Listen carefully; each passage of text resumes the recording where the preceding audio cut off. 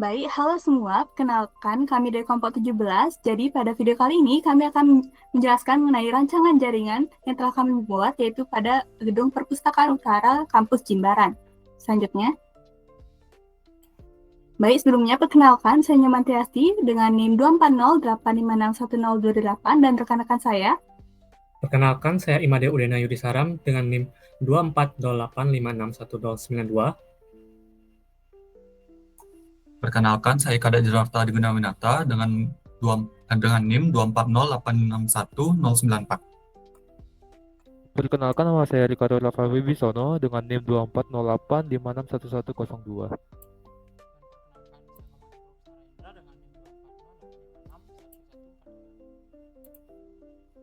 Baik, selanjutnya itu latar belakang, di mana salah satu fasilitas kampus yang sangat bergantung pada jaringan komputer adalah perpustakaan. Perpustakaan di Universitas Udayana bukan hanya tempat untuk meminjam dan membaca buku saja, tetapi juga menjadi pusat layanan berbasis digital. Di dalamnya berisi fasilitas seperti akses internet, ruang diskusi, ruang komputer, dan layanan pengecekan penelitian. Aktivitas-aktivitas tersebut tentunya memerlukan koneksi jaringan yang stabil agar dapat berjalan dengan lancar. Jaringan yang stabil dan berkecepatan tinggi merupakan kebutuhan dasar untuk perpustakaan. Namun, berdasarkan wawancara yang telah kami lakukan, ditemukan beberapa masalah, yaitu yang berupa keterbatasan kapasitas akses point, serta kerusakan perangkat akibat masalah eksternal seperti sambaran petir. Oleh karena itu, perancangan ulang jaringan komputer dengan pendekatan topologi yang tepat, logis, dan terbukti fungsional sesuai kebutuhan perpustakaan sangat penting untuk dilakukan agar sistem perpustakaan dapat berjalan dengan lancar. Selanjutnya, baik, selanjutnya itu tujuan dari proyek ini. Yang pertama adalah merancang usulan topologi jaringan serta spesifikasi perangkat keras yang sesuai dengan kebutuhan operasional perpustakaan Universitas Udayana. Yang kedua, itu membuat rancangan skema IP addressing yang efisien dan terstruktur dengan menggunakan metode Variable Length Subnet Mask atau VLSM. Kemudian, yang ketiga, menyusun rencana konfigurasi jaringan yang diperlukan untuk mendukung fungsionalitas dan keamanan sistem jaringan perpustakaan. Yang keempat, mengimplementasikan desain jaringan pada software Cisco Packet Tracer. Dan yang kelima, yaitu melakukan pengujian terhadap hasil simulasi jaringan untuk mengevaluasi desain telah sesuai atau tidak. Kemudian, manfaat yang diharapkan dari proyek ini adalah yang pertama itu manfaat akademis, di mana proyek ini memberikan pengalaman langsung dalam menganalisis kebutuhan jaringan, merancang topologi, serta menerapkan perencanaan IP menggunakan metode VLSM, sehingga mahasiswa mendapatkan pemahaman langsung terkait proses perancangan jaringan di dunia nyata. Yang kedua, yaitu manfaat operasional, di mana rancangan jaringan yang diusulkan diharapkan mampu meningkatkan kualitas konektivitas dan memastikan jaringan stabil untuk mendukung layanan perpustakaan. Selanjutnya, nah, berdasarkan dari pendataan yang telah kami lakukan, jumlah ruangan pada tiap lantai berbeda-beda. Pada lantai 1 terdapat 4 ruangan, dan lantai 2 memiliki 2 ruangan, serta lantai 3 memiliki 3 ruangan. Jenis ruangan yang terdapat pada seluruh lantai meliputi ruang tata usaha, ruang rapat, ruang diskusi, ruang komputer, ruang penelitian, musola, serta toilet. Pada lantai 1, bagian administrasi menggunakan 1 PC untuk mendata mahasiswa yang masuk ke perpustakaan. Kemudian pada ruang tata usaha menggunakan 3 PC dan 3 printer. Pada ruang komputer menggunakan PC sebanyak 48 PC, serta ruang penelitian yang memiliki 3 PC dan 1 printer. Baik, selanjutnya pada rancangan jaringan yang diterapkan di Perpustakaan Gedung Utara, terdapat total 5 akses point dan 7 switch yang tersebar pada 3 lantai dengan pembagian sebagai berikut. Pada lantai 1, terdapat 1 akses point dan 3 switch yang melayani area administrasi, tata usaha, ruang komputer, dan ruang penelitian. Pada lantai 2, terdapat 2 akses point dan 2 switch yang mendukung kebutuhan jaringan pada ruang diskusi dan area kerja mahasiswa. Dan pada lantai 3, terdapat 2 akses point dan 2 switch yang melayani area diskusi, pertemuan, dan aktivitas pendukung lainnya. Baik, untuk materi selanjutnya akan dijelaskan oleh rekan saya. Baik, untuk selanjutnya adalah pada rancangan jaringan yang telah kami buat untuk perpustakaan Gedung Utara terdapat 6 akses point, 3 router, dan 6 switch. Pada lantai pertama terdapat 1 akses point, 1 router, dan 3 switch yang melayani area administrasi, tata usaha, ruang komputer, dan ruang penelitian. Pada lantai kedua terdapat 2 akses point, 1 router, dan 2 switch yang mendukung kebutuhan jaringan pada ruang diskusi dan kerja mahasiswa. Dan pada lantai ketiga terdapat 3 akses point, 1 router, dan 1 switch yang melayani area diskusi, pertemuan, musyawarah, dan aktivitas pendukung lainnya. Selanjutnya adalah pada rancangan pada lantai ke-1 ini, kami berikan sebuah router dan 1 akses point, 1 router, dan 3 switch. Perubahan ini dilakukan karena lantai 1 merupakan pusat distribusi jaringan yang menerima koneksi berlangsung dari jaringan utama melalui OTB dan media converter.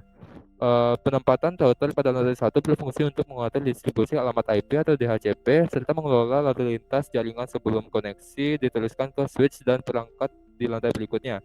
Selain itu, sebagian besar aktivitas pada lantai 1, khususnya ruang komputer, menggunakan koneksi kabel LAN, sehingga ketergantungan terhadap akses point menjadi lebih rendah dibandingkan lantai lainnya.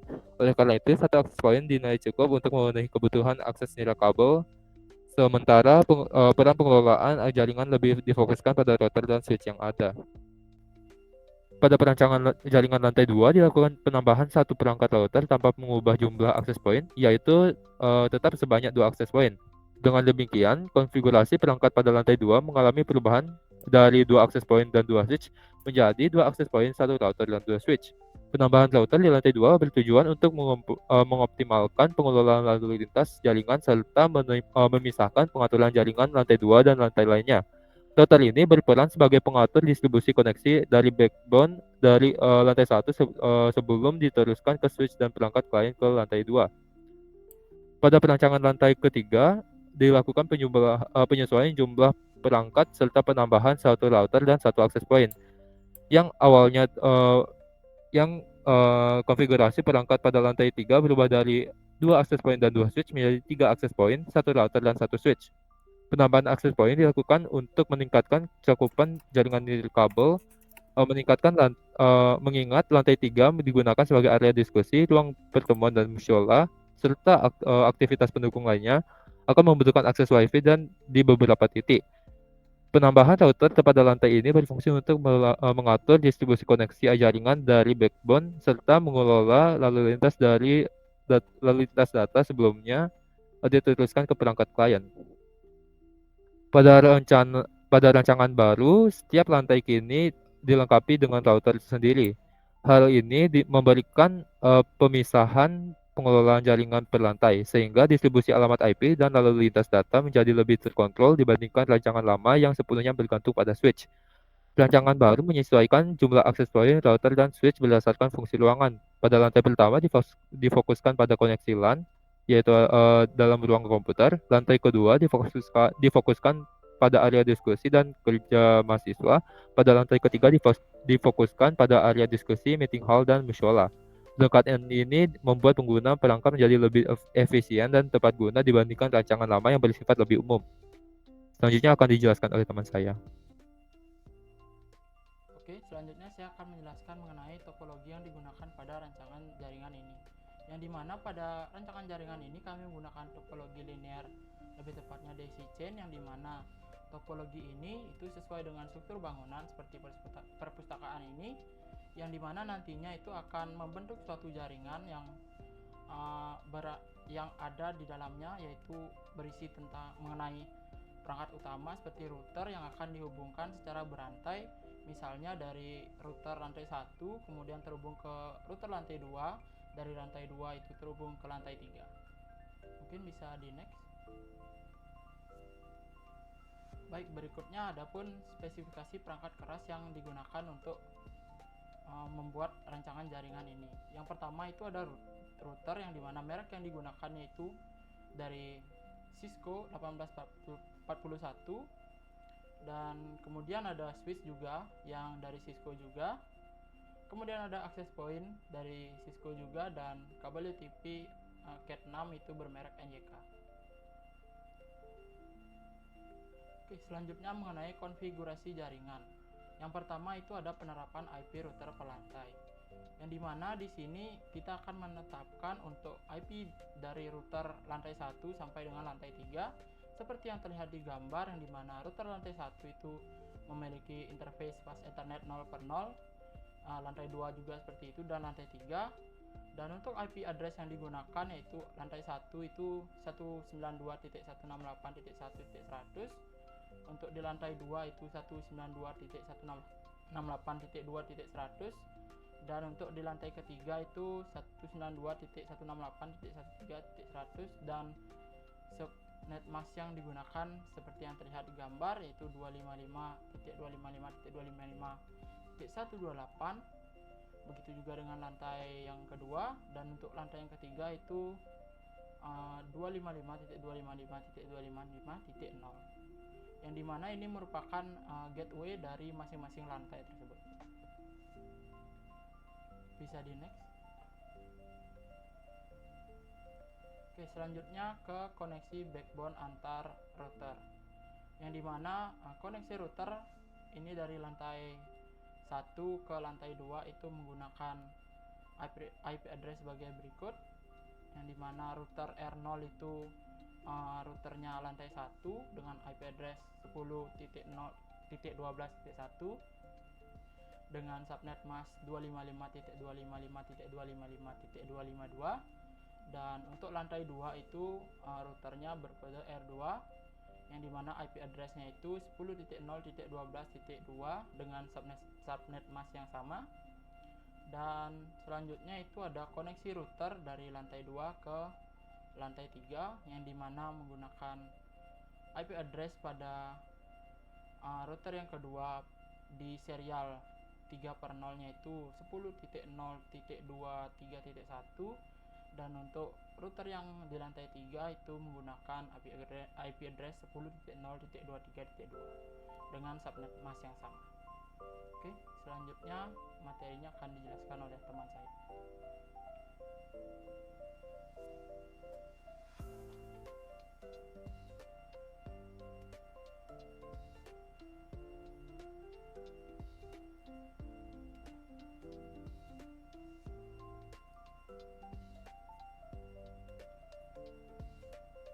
Pecah blok IP utama 192.168.00/22 menggunakan teknik tersebut, dan blok utama yang memiliki kapasitasnya 150 host yang sudah lebih dari cukup untuk menampung kebutuhan 300 lebih host. Ini dipecah untuk menciptakan segmentasi per lantai. Segmentasi lantai untuk lantai 1 yaitu dialokasikan sebanyak 254 host, yaitu pada 192 dengan prefix 192.168.3.0. Kemudian ada segmentasi untuk lantai 1 dan 2 menggunakan prefix /25 yang yaitu 192.168.1.0 dan 192.168.2.0, masing-masing menyediakan 126 host. Nah, untuk koneksi antar router, untuk koneksi ini yaitu point to point antar router, yaitu menggunakan prefix yang paling sedikit yaitu /30, karena kita hanya membutuhkan 2 alamat IP per link. Nah, dengan PSLMC ini kami memastikan penggunaan IP yang optimal, menghindari pemborosan, dan menciptakan batas logis yang jelas antar lantai. Nah, setelah skema kompilasi jaringan tersebut, selanjutnya adalah untuk melayani ratusan user dan mengatasi masalah IP konflik, kami mengaktifkan DHCP server pada router core. Nah, DHCP ini memancarkan range IP yang sudah kami tentukan secara otomatis, seperti 192.168.1 sampai 192.168.1.162 untuk lantai 1. Selanjutnya. Oke, baik. Sekarang saya akan menjelaskan bagaimana simulasi dari apa yang sudah kita buat di paket tracer. Oke, yang seperti teman-teman tadi sudah jelaskan di awal, kita sudah tahu bahwa gedung perpustakaan utara ini tuh terdiri dari 3 lantai. Artinya konsep dari VLSM kita tadi pada rancangan ini tuh adalah membagi kategori host berdasarkan lantainya. Jadi ada lantai 1 itu beda dengan lantai 2, beda dengan lantai 3. Jadi seperti yang tadi sudah dijelaskan bahwa kita di router 1, 2, dan 3 itu memiliki gateway yang berbeda.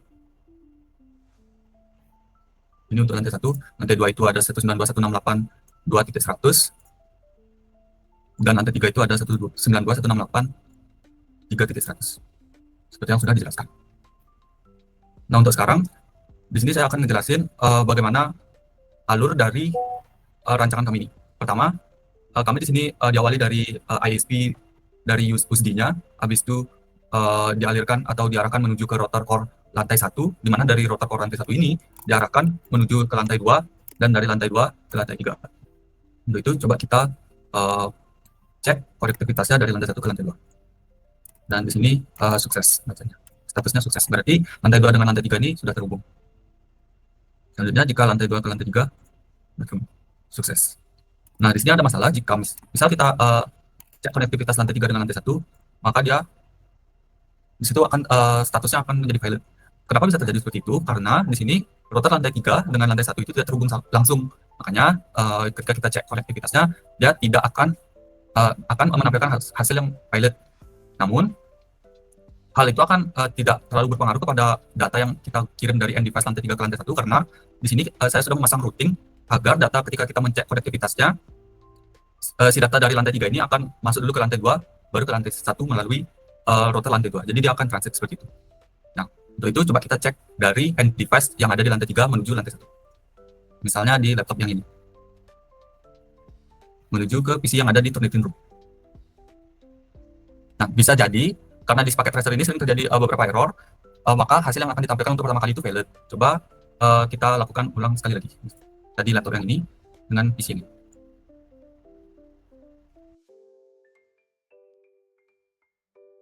Setelah saya coba lagi berulang kali, dan hasil akhirnya menjadi successful. Ini menunjukkan bahwa end device dari lantai 3 menuju lantai 1 telah sukses untuk dihubungkan. Untuk mencoba, mari kita mencoba untuk end device yang lainnya. Gimana kalau misalnya kita mengcek antara hubungan si end device lantai 3 dengan lantai 3 yang lainnya. Oke, sukses. Bagaimana jika lantai 3 dengan lantai 2? Oke, ini seperti yang tadi yang pertama. Prosesnya kita lakukan lagi hingga dia sukses.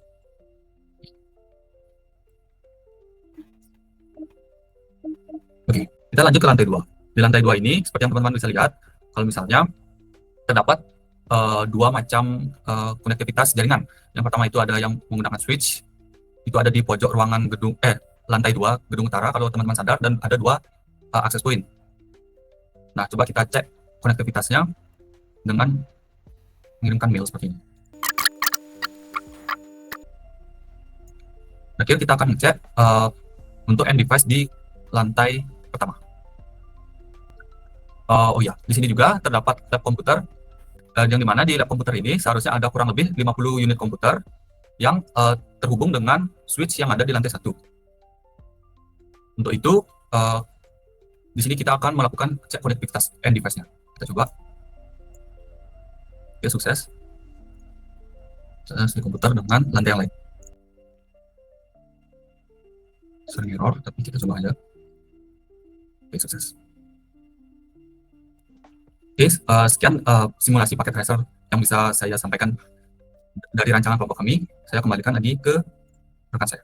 Nah, dari rancangan tersebut, berapa harga yang bisa kami berikan, yaitu bisa dilihat pada gambar slide di presentasi ini, yaitu sekitar router itu diperlukan 4 buah dengan harga total 6 juta, switch harga total 4,5 juta, access point 30 juta, dan sebanyak 6 buah, dan kabel UTP Cat 6, yaitu 2 buah sebanyak 1,3 juta, dan instalasi dan konfigurasi jaringan yang memakan biaya 5 juta, dan dengan total tersebut adalah 46,8 juta. Dari seri survei yang telah kami lakukan pada Pustakaan Gedung Universitas Udayana Jimbaran yang memiliki kebutuhan jaringan cukup kompleks dan tergantung pada koneksinya di UST. Nah, dari ini dapat dikembangkan terutama mengenai keterbatasan akses point, benturan IP address, dan potensi SFOF, serta kerusakan akibat faktor eksternal seperti sambar listrik. Rancangan ini kami usulkan menggunakan topologi linear DC chain yang disesuaikan dengan struktur gedung perpustakaan. Kami juga menggunakan PLSM untuk membagi jaringan pada perpustakaan menjadi perlantai, dilakukan secara terpisah dengan penanganan IP. Nah, dari pengujian yang kami menggunakan, yang telah dipaparkan oleh teman saya menggunakan siswa packet tracker, hasil implementasi ini menunjukkan bahwa seluruh perangkat telah terhubung dengan baik dengan layanan DHCP yang sesuai perencanaan, konektivitas terlantai dan antar jaringan backbone telah berfungsi dengan baik dan stabil. Oleh itu, rencana jaringan yang kami usulkan dapat dibilang sudah mampu memenuhi kebutuhan fungsional dan non-fungsional perpustakaan utara.